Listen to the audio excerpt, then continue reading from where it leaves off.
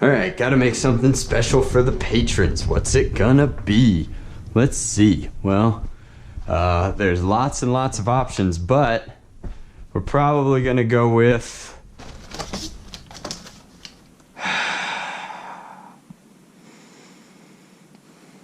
So be it.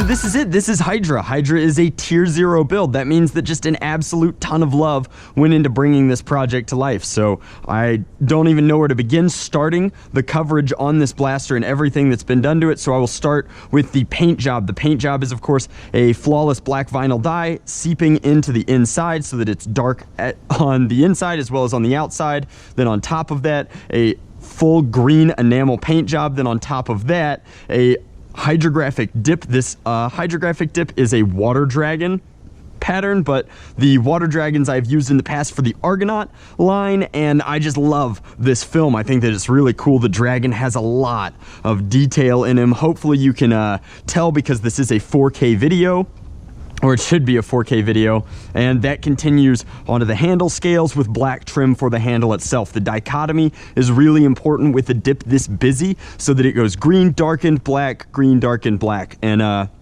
this in particular, this handle scale has the Hydra's like mouth opening. So I really like this side of the blaster. This side, there was a slight error in the film, but you still get like that draconic swirl going through it, and it's just really handsome. So, in addition to that, it's got a full 2K clear coat, which is the best clear coat that you can use for Nerf blasters as far as we know right now as a hobby. And then underneath that 2K, there are Drac logos replacing the Nerf logos, and then the name Hydra replacing the Strife logo. Now, the parts that have been installed, this is an old school Radio Shack switch. It's just really good. We'll get to that in a minute. These are black steel.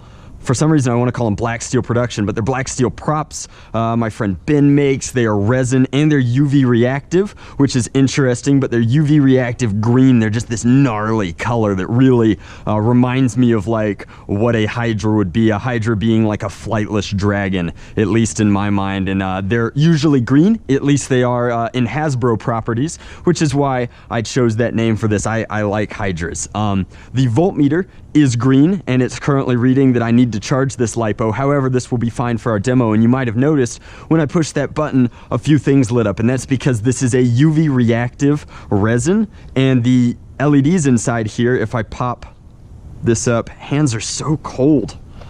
It's hard to operate with cold hands. I should have worn gloves. So if I pop this up, you can see that these are in fact UV LEDs. So they look so good. Not only do they charge glow-in-the-dark darts, but they make this resin really pop. And it looks so incredible in the dark that this would be an insane HVZ blaster. I really, really like the way that this turned out in terms of the light work. And I've done the UV in the blue before for Cortana, and that turned out really nicely as well. But that was a personal project because Cortana is my favorite like AI, and I'm a big Halo fan. This was designed to give away to a patron, so I wanted it to be generic and fun enough that anybody could enjoy it in the same way. Now, the battery door is from Containment Crew. This is the Drac model battery door. It fits these LiPos very, very nicely, and you can purchase that in the description box below. I will try and link all of the parts that I can think of, but it's going to be tricky. And then this is just an aftermarket thumb screw. I have a variety of these in my workshop that I bought in bulk forever ago,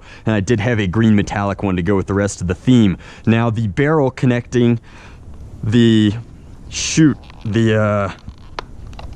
the resin cast UV barrel to the flywheel cage is just worker translucent barrel. I would have loved green, but orange had to do. Now, you can see inside, these are lightweight worker flywheels, inside an artifact red cage, and I believe the motors used are Michel 2.0s. I really like those for HVZ styled builds. So those are relatively light flywheels on pretty high torquey 2S motors, which means that this should sing. It's very clicky, very responsive, which is excellent, given that these parts all require just a little finagling to get exactly right. And then the voltmeter is, of course, in the traditional place that I've been storing these, but everything from this rail attachment point to the bandolier attachment points lights up nicely, and that is all controlled via this one Radio Shack push button switch, which is conveniently in kind of like the safety location for a real steel firearm. So I'm very happy with the positioning of that. I've done this before on Sanguine and Cortana, so this is really just an extension of that lineage.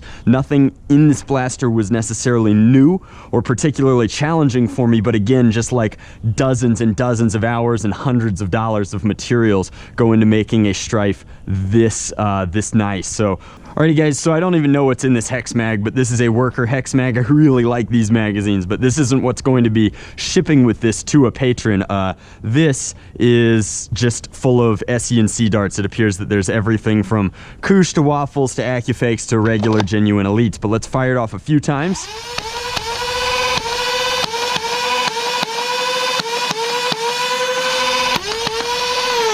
Man, it stinks that we fishtailed the one dart when we turned like that, but that is just kind of a demonstration that this is getting probably, and I haven't actually cronied it, but I know enough about this setup to say that it's probably shooting like 120-ish, which is perfect, not just for HVZ in general, but also for End War. And then this is a magazine from my friends over at Lightake, and this is a translucent green magazine, and while it doesn't perfectly match, it's so close that I had to throw it in there. So we have now the green magazine in the Hydra Strife, and we are ready to rock and roll. These magazines have really fickle springs though. If you push it down, you'll see. Well, I guess now it's going good, but sometimes when they're full, it takes an extra second for the darts to come up like that, and that's just because I haven't gone in and greased this one or cleaned it at all. But when they're fresh and new like this, they're weird. I didn't want you guys to think that that was a flaw with the blaster. Just same with Worker 22s. After you've used them and they've gotten a little grimy, the shots between like 21 through 18 sometimes take an extra second for that spring to push the follower up. See, it's doing it again. Oh man, it's stuck. That's so obnoxious. There we go. I'll clean this before I ship it off to Patreon land. That's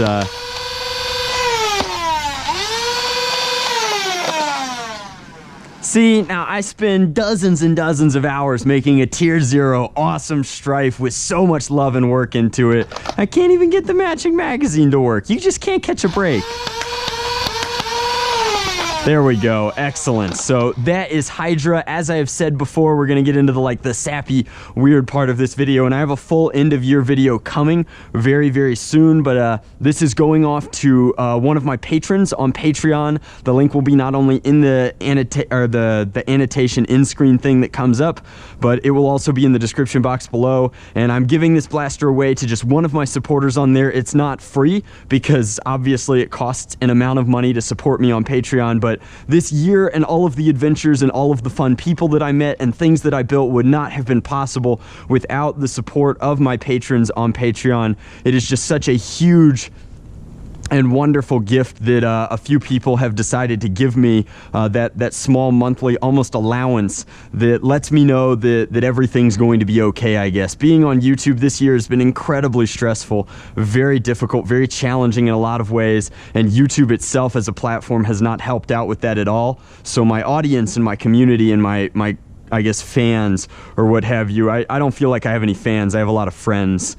I would prefer that, but that has given me a constant in terms of how my business operates financially that's invaluable to me, and it's honestly like a huge comfort and really just makes my life a lot easier in a lot of different ways, that I don't have to feel bad about eating out every once in a while when I'm on the road or what have you. So I wanted to make them something very, very special at the end of the year to thank them for all of their support. There will be more things like this that I intend to give away on Patreon, but I'm changing the way that I structure my reward tiers for 2018 just a little bit going into the new year. So if you would like to get on board, if you would like to be a part of my lovely little undead army and help make sure that the jolly ship Draconical keeps sailing off into that next horizon, then I would really appreciate your support on Patreon. Just $1 a month is just huge to me. I would rather have more supporters at low levels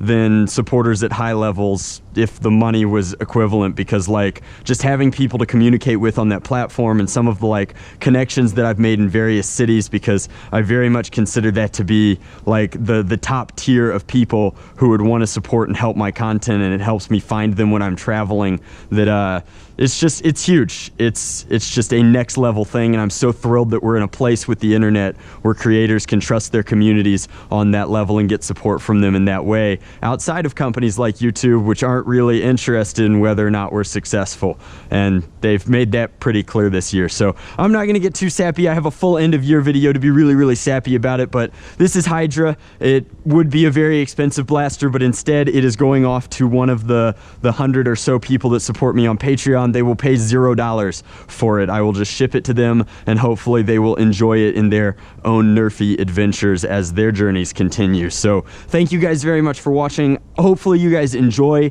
these tier 0 builds. They honestly just aren't even close to worth making videos on most of the time, just because of how poorly mod content is performing right now, but I love making them. I'm a tinker at heart, so I'm going to keep putting them out there as long as you guys keep liking and commenting and letting me know that this is the kind of content that you would like to see out of my channel. So as always, much love, Nerf on, Drac out.